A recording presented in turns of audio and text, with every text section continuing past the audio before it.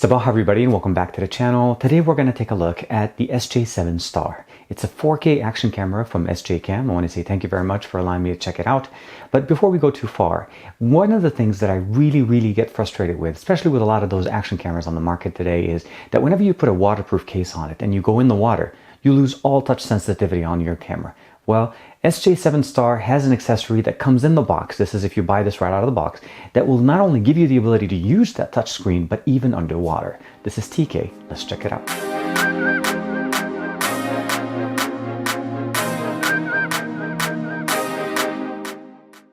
SJcam was nice enough to send me this nice care package. The main camera comes directly with this set of accessories that are built into this box. Now you can pick up the additional remote as well as the external microphone, and I'll show you guys how these work. And of course there's the additional case that has the ability of allowing you to keep charging it while underwater. We are looking at a 12.4 megapixel Sony IMX117 CMOS sensor. Now it's interpolated to go up to 16 megapixels, so what we're seeing here is 16 megapixel pictures. Essentially is they're upscaling the 12 megapixel sensor picture up to 16 megapixels. As far as the actual lens itself, it's a 1.66 inch A+ HD wide angle lens, and you do have the ability of setting the different views, so you can go wide, medium, and narrow field. Resolution, as far as the image, the highest you'll be able to get is 60 megapixels. Video, you'll be able to go to 4K at 30 frames per second. Format JPEG and MP4 is what it encodes, and H.264. No H.265 compatibility here, as the actual processor, the Ambarella processor, is not capable of doing that. Unfortunately, that's going to be the limitation. Battery is a 1000 milliamp removable battery. You do have the ability of purchasing additional one. They include one in the box. Storage is up to 128 gigabyte SD card. It is basically separate. You can buy this separately. There's no SD cards included. Connection, it is mini USB, not micro, and we'll go through that and I'll explain to you why that's not a bad thing. Wi-Fi, of course, external mic option, the SJcam remote control optional, those are all optional. Operating system compatibility, Windows XP or higher, or Mac OS 10.4.11 or later. Centered in the box, we're getting directly the camera itself. It does come with its own waterproof casing, and obviously you notice there's two buttons here to interface with it. There's a nice little protection here, ruggedized, and actually a nice protection, so even if you drop it, it's going to protect the lens for you. The case is a lock mechanism enabled, so meaning it's not going to open up by accident. You can unlock it by moving the lever, and of course we have a top button option.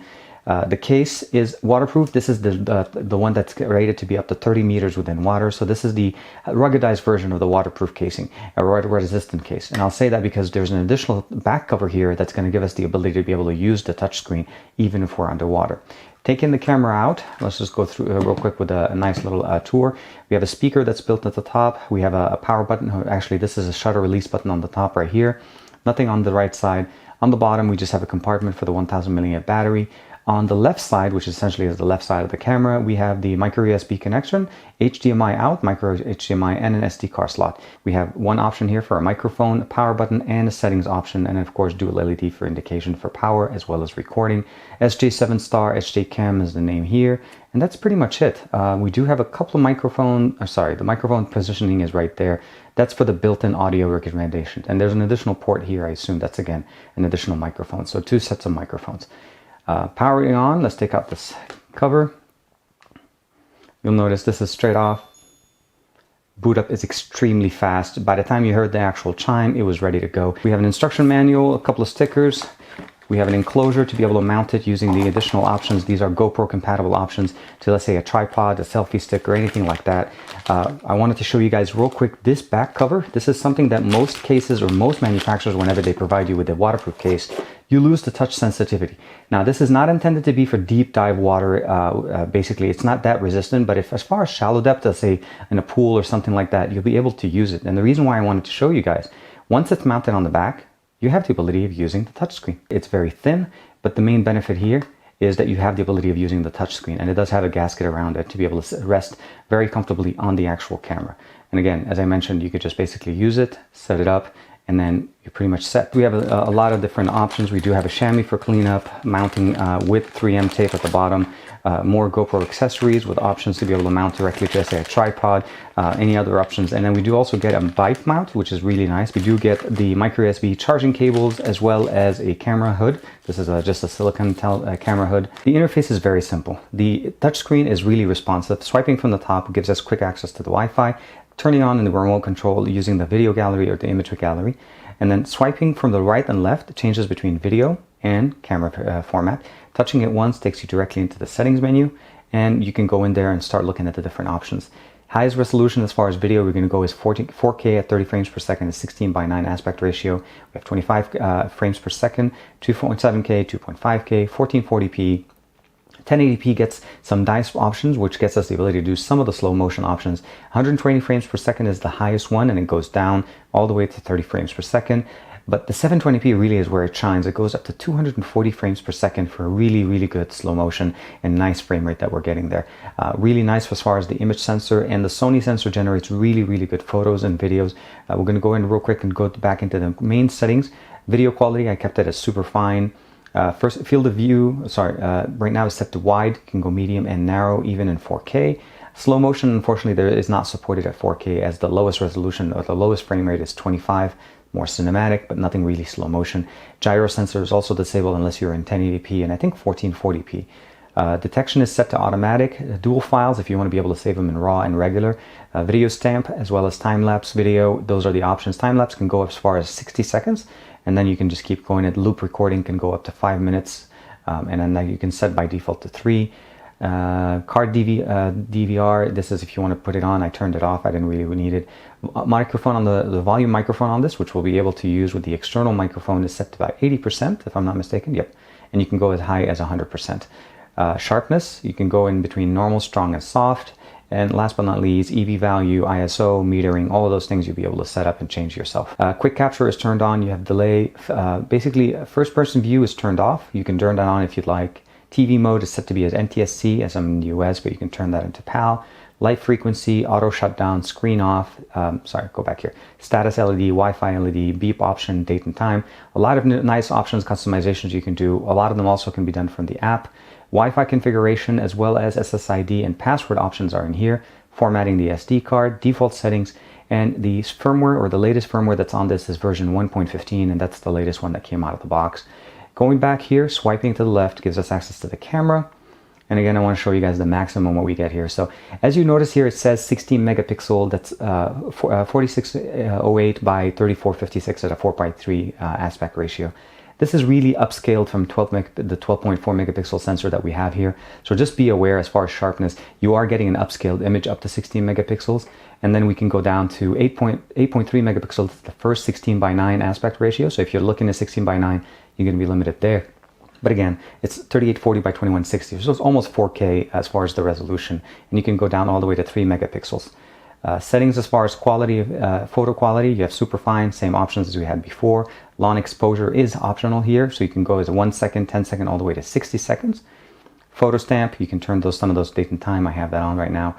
Self timer, of course. Burst shots, I think it's set to be at 3 seconds, 3 frames per second. You can go all the way to up to 10 frames per second. Burst shot, time lapse photo, sharpness, auto wide balance.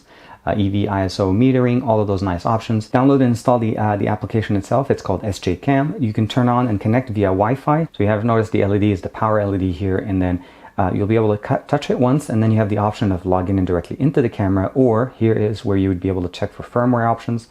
Let's click that. If you had a firmware update, this is where you'd be able to download it and install it. None available at this point. And then at this point, I can just go ahead and access the camera right away. The application is very functional. We are connected via Wi-Fi. You have the resolution of the app, the resolution of the image itself, battery meter, power option to be able to turn it on and off. Settings give us the exact same settings that we had on the actual camera, with the exception of one that I couldn't find, and that's the field of view. You cannot change the field of view within the app on the camera. You do have to turn that on directly from the camera. We have the video, picture, time-lapse, video time-lapse camera. The gallery is built in here. You can switch between video and photo, and it'll actually sync with the library that's on the camera. And if you download things, you can just select them on the library. Let's go ahead and go back. So you notice there's some pictures here. I can go back, I can select it, and we'll say select, and then download it. Once you hit that little download option, that's when you'll be able to see it directly within your library.